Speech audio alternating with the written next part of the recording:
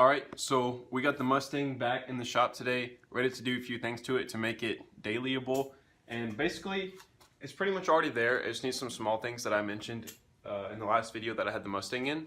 All it really needs to daily it is a bigger battery cable running from the battery to the ignition coil up front, because the one that is in there is too small. It's an old sub cable and it's not letting the battery start the car every time, so that's a pain. So I got a bigger cable coming in with better connections, and then the other thing it needs is a 160 thermostat, because the one that's in it I think it's a 205 and it's just not cooling the car enough. I mean, it stays cool if you're not getting on it, but if you start getting on it and then stopping and going like you're stopping on it from light to light in town, then it gets hot pretty quick, and we can't be having that if I'm gonna be driving the thing around town a lot, which I am. So I'm putting in this 160 thermostat, got a new gasket, shouldn't be that big a deal. So yeah, still waiting on the battery cable, but I can go ahead and throw the thermostat and gasket in. And yeah, I'm gonna do an oil change too, because it's been to the dyno twice and driven, I don't know, maybe 500 miles on this oil, on this fresh build. So I'm gonna go ahead and get that changed, and then yeah, it's pretty much gonna be ready to go. Got to get some tools and stuff out of the back of it to get it cleaned up a little, but you know, that's gonna be what I'm working on for now. Alright, so I popped this hose off and it is completely dry. I mean, there's water in it obviously, but there was no water in this hose, which makes me think that that was part of my problem. But the guy that tuned the car said that I need to be running a 160 thermostat anyways to cool the system, so I'm gonna put it in anyways. But I think that the problem is because this hose is so much higher than where I fill the radiator right here, then we're not really getting air to it. So I'm gonna try, after I reinstall it, I'm gonna try jacking the car up from this corner to get this higher than everything else over here, so that the air will bleed out of there properly. And if that doesn't work, then I'll get like a bleeder insert where you like cut the line here and then you put a connector in and you can fill and bleed it from there. So if necessary, I will do that. But in the meantime, I'm gonna just replace the gasket, replace the thermostat, and then fill it up from here and see if jacking it up from this corner and making that the highest works. So hopefully that'll work. If not, I'll get this thing over here and no big deal. Got the thermostat housing off and got it cleaned up as good as I care to.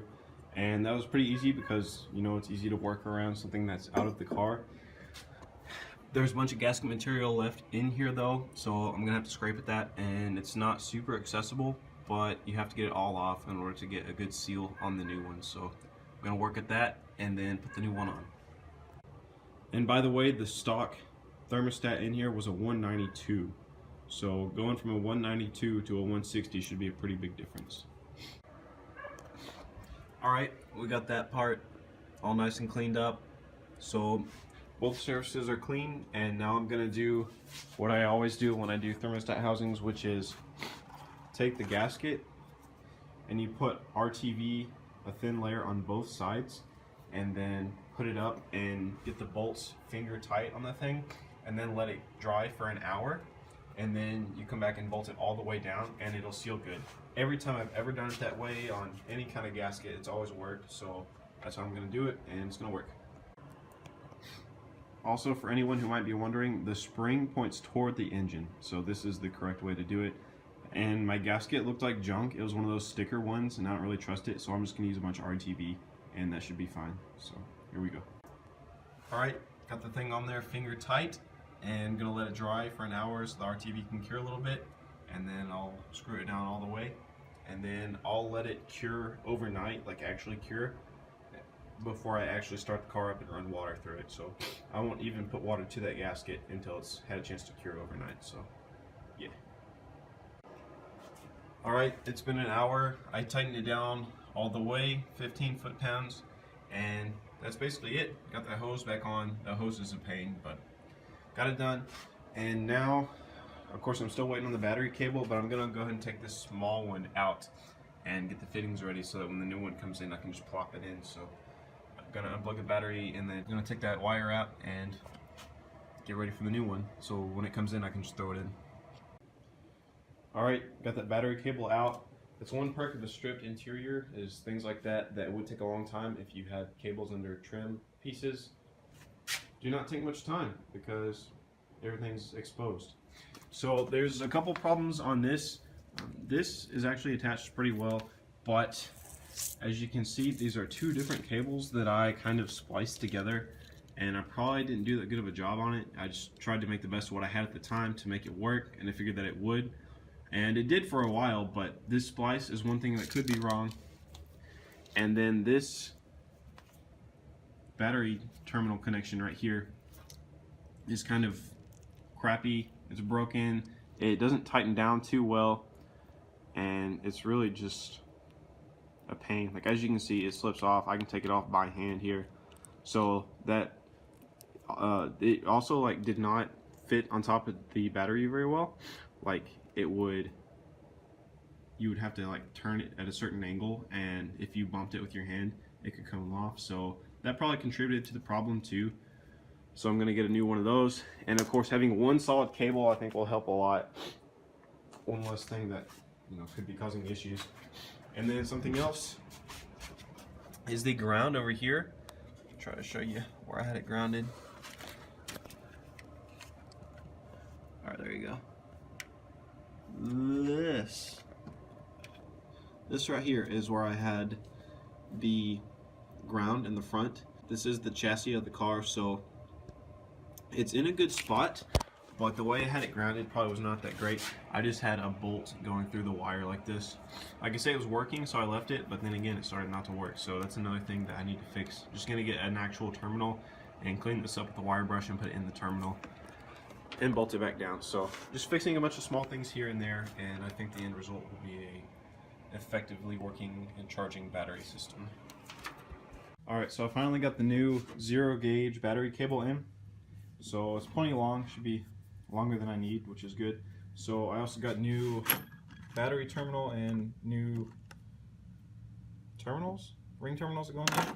Anyways, because I already took the other one out, all I gotta do is run it through the firewall right there, run it back to the battery, hook everything up, and then I need to put this hose back on. That should be nice and cured out, and fill up with coolant, jack her up from that side, so that's the highest point, bleed the coolant, and this thing will be done. At least for now. Alright, got the new battery cable in, and look how fat that is. There it is compared to my thumb. And here's the old one compared to my thumb. I don't know if that is a good way to compare it or not, but it's a lot bigger, just trust me. So, got that plugged into the breaker here. And I don't think I ever showed you, and got the new ground done down there.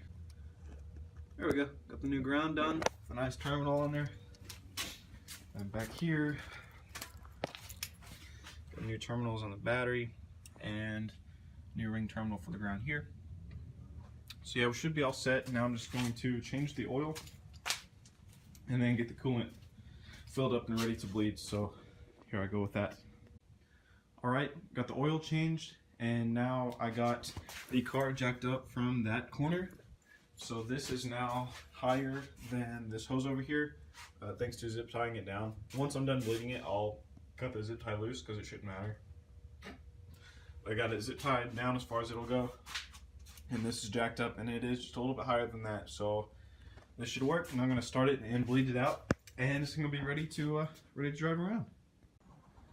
Alright, so the Mustang, I finished the battery cable and then bleeding the coolant and all that probably a week ago, and I've been driving it all week and I haven't had a problem with it at all. It starts every time. It starts on half a crank every single time, and it never gets hot. The coolant gauge never gets past halfway, so I'm pretty happy with it.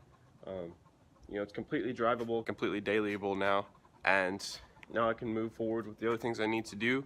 So next up, I need to make an exhaust for it because it is so loud that I feel like I'm about to get, you know, pulled over and get it impounded every time I drive it.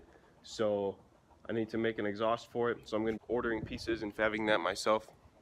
And then, of course, I've got something special for the back, the new wing, and then we need new tires for these wheels. But other than that, should be good. But really, that's about it. And I mean, I'm sure I'll think of more stuff, but that's about it for now. I know I want to do like a hydro e-brake setup and some angle mods up front some drift oriented things, because I do want to go sideways in this car. Probably this year, I don't know, we'll see. But she's definitely getting there, and I appreciate you guys watching, and we'll see you in the next one.